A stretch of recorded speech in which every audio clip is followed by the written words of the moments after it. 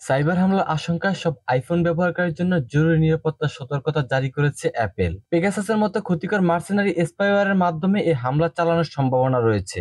বৃহস্পতিবার 11 জুলাই এক প্রতিবেদনে এ খবর জানিয়েছে ইন্ডিয়ান এক্সপ্রেস। অ্যাপেলের সাপোর্ট পেজে বলা হয়েছে, আপনিও মার্সেনারি স্পাইওয়্যারের আক্রমণের লক্ষ্যবস্তু হতে পারেন। এর মাধ্যমে সাইবার অপরাধীরা দূর থেকে ব্যবহারকারীর অ্যাপেল আইডিতে প্রবেশ করে আইফোনের নিয়ন্ত্রণ নিয়ে বিভিন্ন তথ্য সংগ্রহ করছে। তাই ব্যবহারকারীদের সতর্ক থাকার পরামর্শ দেওয়া হয়েছে। অ্যাপেল জানিয়েছে, যেসব সাইবার অপরাধী পেগাসাসের মতো স্পাইওয়্যার ব্যবহার করে তারাই মূলত মার্সেনারি স্পাইওয়্যার হামলা চালাচ্ছে।